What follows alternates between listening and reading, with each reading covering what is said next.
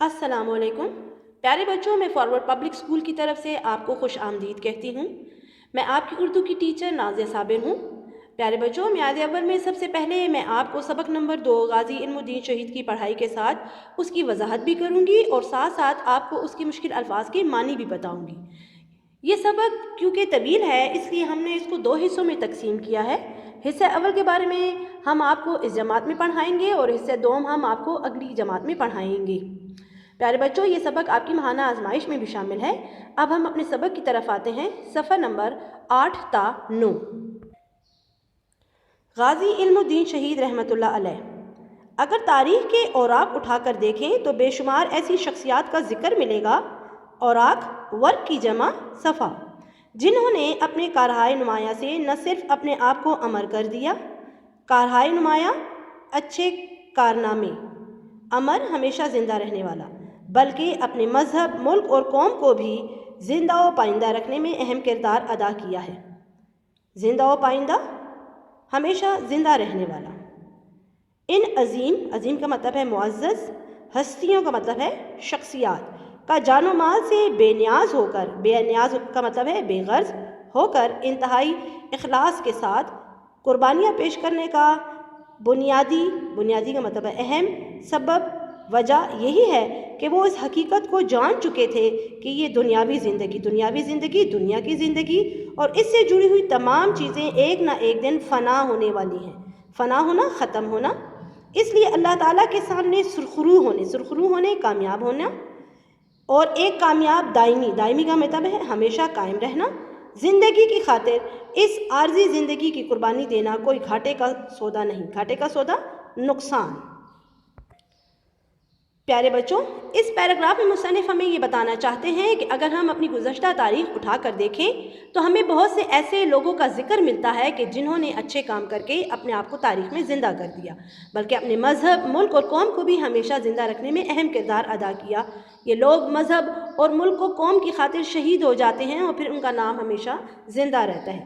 بنیادی بات یہ ہے کہ اگر یہ معزز شخصیات نمایاں کارنامے سر انجام دیتے ہیں، وہ لوگ یہ حقیقت جان چکے ہوتے ہیں کہ یہ دنیا اور اس سے منسلک تمام تر چیزیں ایک نہ ایک دن ختم ہونے والی ہیں۔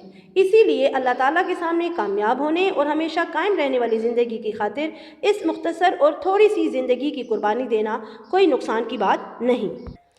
ایسی ہی ناقابل فراموش شخصیات، نہ بھولنے والی شخصیات میں ایک اہم نام غازی علم الدین شہید کا بھی ہے، جو ایک سچے اور بے لوث عاشق رسول تھے، بے لوث پرخلوص۔ وہ بروز جمعرات 3 دسمبر 1908 کو لاہور میں طالع محمد کے گھر پیدا ہوئے۔ ان کے والد ایک معمولی بڑھئی تھے، بڑھئی ترکان۔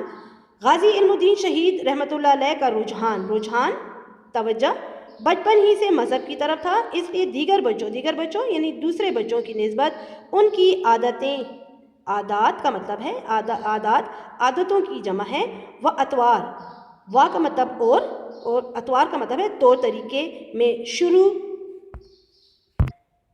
ہی سے ایک پروقار سنجیدگی تھی۔ پیارے بچوں، اس پیراگراف میں مصنف غازی علم الدین شہید کے بارے میں بتاتے ہوئے کہتے ہیں کہ وہ ایک سچے عاشق رسول تھے۔ وہ 3 دسمبر 1908 کو بروز جمعرات طالع محمد کے گھر پیدا ہوئے۔ طالع محمد ان کے والد کا نام ہے، جو ایک معمولی سے ترکان تھے یعنی کارپینٹر تھے۔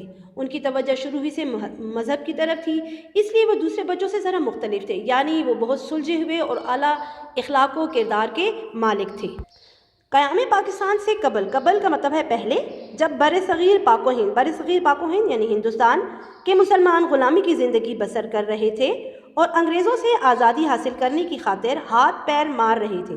ہاتھ پیر مارنا کا مطلب ہے کوشش کرنا۔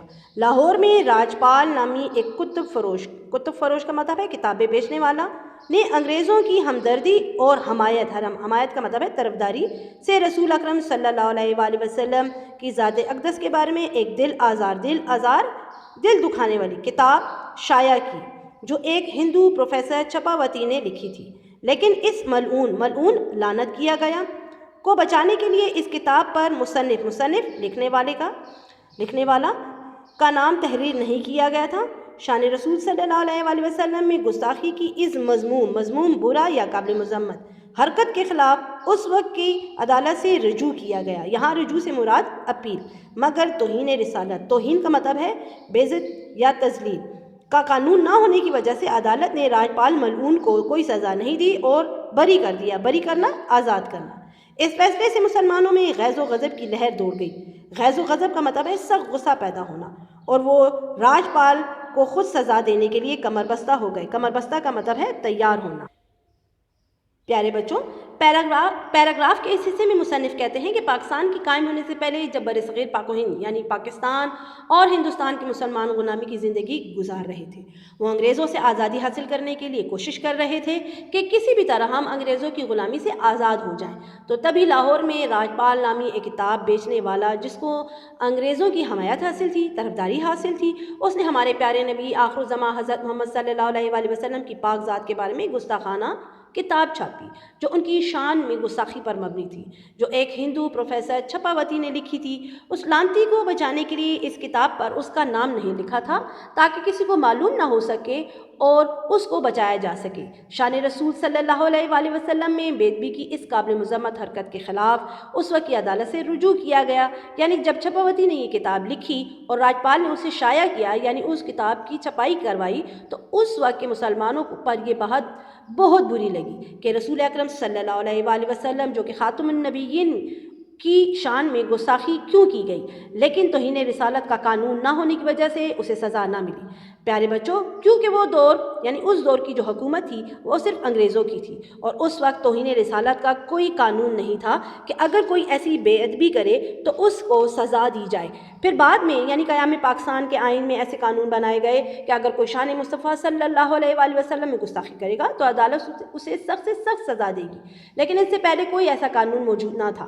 لہٰذا جب مسلمانوں نے عدالت سے رابطہ کیا اور مقدمہ درج کیا گیا تو قانون نہ ہونے کی وجہ سے راجپال کو آزاد کر دیا گیا۔ تو اس فیصلے سے مسلمان بہت زیادہ دل برداشتہ ہو گئے اور ان میں غم و غصے کی لہر دوڑ گئی کہ اگر عدالت ہی اسے سزا دیتی تو بہتر تھا، اس کو آزاد نہ کرتی۔ اس فیصلے کے رد عمل میں اب مسلمان خود راجپال ملعون کو یعنی لعنتی کو سزا دینے کے لیے تیار ہو گئے۔ لہٰذا 27 ستمبر 1927 کو لاہور کے ایک غیور غیرت والا، سرفروش، سر قربان کرنے والا، جان قربان کرنے والا خدا بخش نے راجپال پر قاتلانہ حملہ کیا، مگر وہ اس حملے میں بچ گیا اور خدا بخش کو 7 سال کی قید کی سزا ہو گئی۔ مگر یہ سلسلہ کب تھمنے والا رکنے والا کب تھمنے والا تھا؟ ابھی راجپال پہلے ہی حملے کے خوف سے باہر نہیں نکلا تھا کہ کوہاٹ سے رسالت مآب صلی اللہ علیہ وآلہ وسلم کا ایک اور پروانہ یہاں پروانہ سے مراد عاشق رسول عبدالعزیز آیا، اور اس نے بھی راجپال ملعون کو ختم کرنے کی کوشش کی۔ وہ اپنی اس کوشش میں کامیاب تو ہوا، مگر بعد میں پتہ چلا کہ اس نے جس شخص کا سر تن سے جدا کر دیا تھا، یہاں سر تن سے جدا کرنے سے مراد مار دینا، وہ دراصل راجپال ملعون کا کوئی دوست تھا۔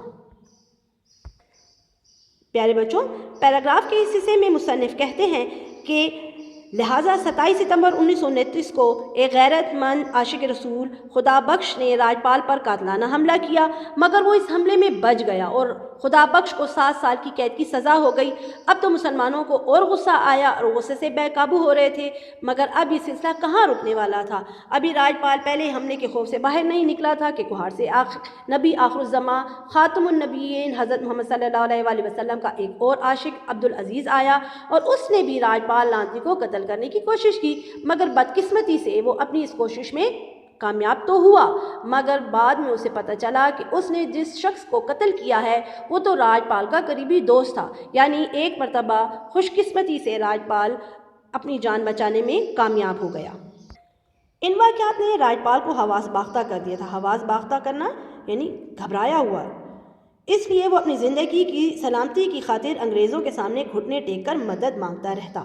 گھٹنے ٹیکنا، ہار ماننا۔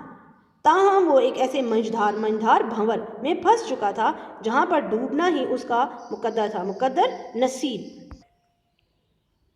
پیارے بچوں، پیراگراف کے اس حصے میں مصنف بتاتے ہیں کہ ان واقعات سے راجپال بہت زیادہ گھبرا گیا تھا۔ وہ بہت پریشان تھا کہ لوگ تو اب اسے چھوڑیں گے نہیں، کہ مسلمان بہت زیادہ غصے میں ہیں، اس لیے اپنی زندگی کو بچانے کے لیے اور سلامتی کے لیے وہ انگریزوں کے سامنے اپنی شکست کو مانتے ہوئے ان سے مدد مانگتا رہا۔ لیکن اب وہ ایسی مشکل میں پھنس چکا تھا، یعنی اس نے رسول کریم صلی اللہ علیہ وآلہ وسلم کی شان میں بے ادبی کر کے مسلمانوں کے غم و غصے کو بڑھا دیا تھا، اور اب ان کا غصہ اس کی موت سے ہی ختم ہو سکتا تھا۔ پیارے بچوں، امید ہے کہ اس کلاس میں آپ کو سبق کی سمجھ آ گئی ہوگی۔ اگلی کلاس میں آپ کو بقیہ سبق کی پڑھائی اور وضاحت کروائی جائے گی۔ شکریہ۔